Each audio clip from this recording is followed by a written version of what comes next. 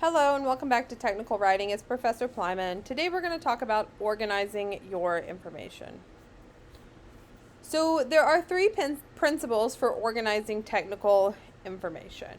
The first one is to analyze your audience and purpose. Think about who is going to be reading this and what do they hope to get out of it, and what is your purpose for writing it.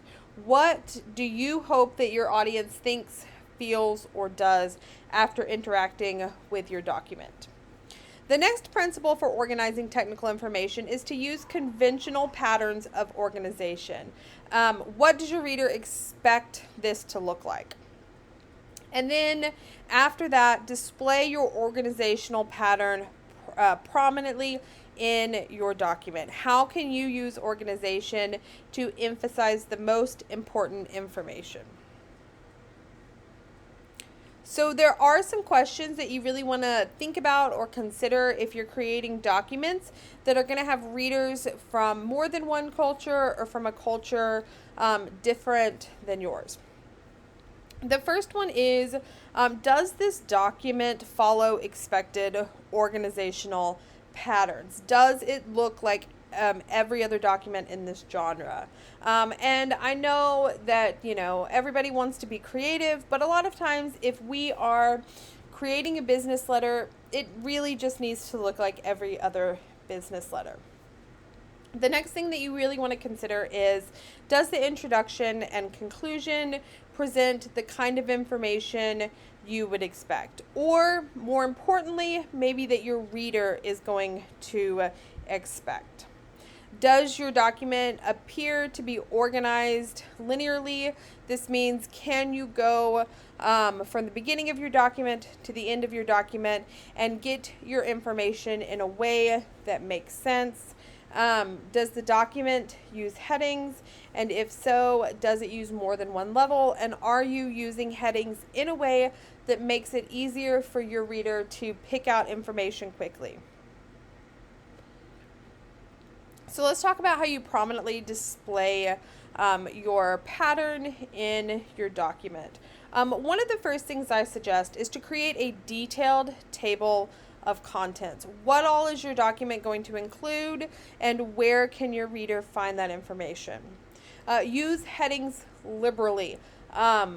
Every different section of information that you cover should have its own heading.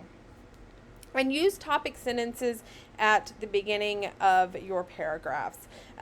There's nothing worse than reading a whole paragraph, getting to the end of it, and realizing that the information that you're looking for wasn't in that paragraph. You can avoid this frustration for your readers by including topic sentences at the beginning of your paragraphs.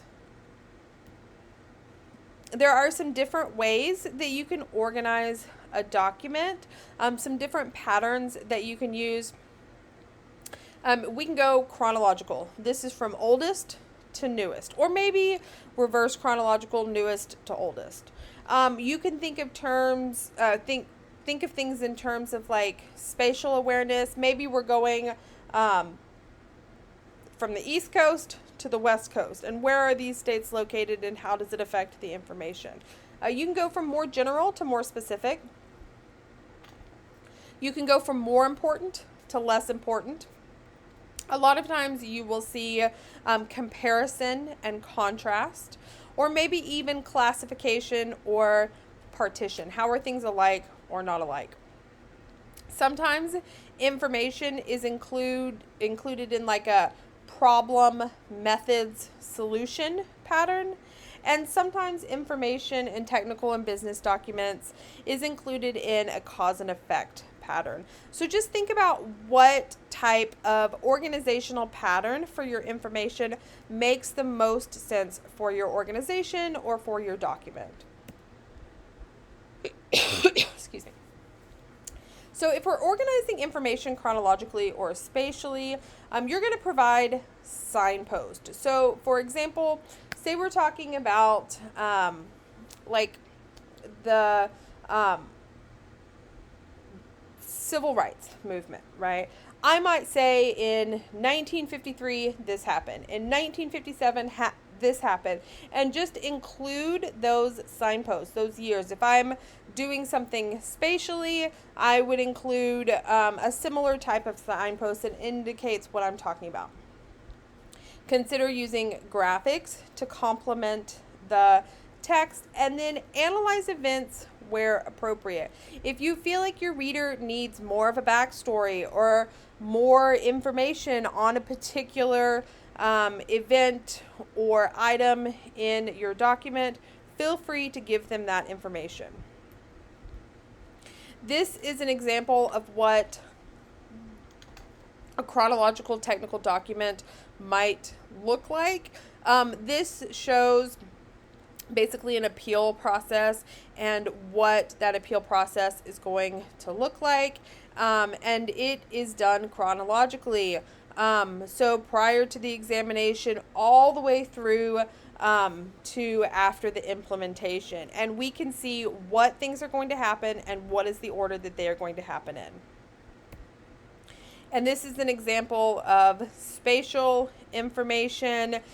We can see here that there's a map that is divided up into regions. And we're going to see, according to each region, what is going to happen there. This has to do with like attic insulation, right? And so it might be different if you're living in California than it would be if you were living in Maine. Then you have comparison and contrast. One of the things that is important to know is that you need to establish the criteria for comparison and contrast. Don't assume that your reader knows how these things are alike or different. So the criteria is the first thing that you're going to include, and then you're going to evaluate each item according to the criteria that you have established. Then you're going to organize the discussion along the lines of what is similar and what is different. And once again, a lot of times you're going to see graphics really come in to complement the text in this sort of organization. So this is an example of a comparison and contrast document. And you can see that we're looking at men and women here. And the criteria that we're using to evaluate this is their leading occupations, their occupational growth, as well as their leading industries. Now let's talk about organizing by classification or partition. If you're going to choose this one, choose it on a basis of classification that fits your audience and your purpose. And it's a good idea to only do one basis of classification or partition at a time. Avoid overlap and be inclusive. What are all of the things that are included in this category? And then you want to arrange the categories in a logical sequence. And once again, we see that you can use graphics to really complement the text. So let's look at an example of that. So we can see here, this is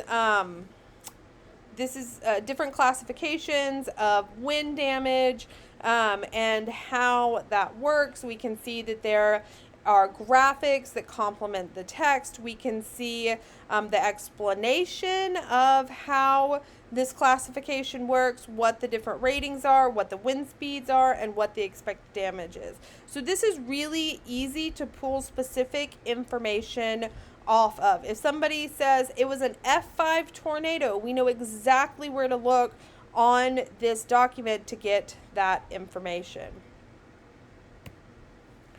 And then here is an example of a document that is created with partition in mind. We can see that something was broken apart into a lot of little pieces to really understand what's going on. So here we have a wind turbine that's been broken up into all of its individual components to understand what's happening. So let's talk about problem, method, solution. When you describe the problem, you need to be clear and specific. And then when you describe your methods, this is where you have an opportunity to help your readers understand what you did and why you did it that way. When you describe your solution, be specific and precise. You don't want to overstate. You also want to make sure that you're choosing a logical sequence. What order did you take these steps in, so that your reader knows this is exactly how they got to this solution. And then organizing by cause and effect. Once again, explain your reasoning. Explain why you think that this particular effect was caused by something else. Avoid overstating your argument. You want to make sure that you're steering clear of logical fallacies. And once again, think about using graphics to complement your text. If you have any questions over any of the stuff that we went over in today's lecture, please just make sure that you are reaching out to me. Have a good day.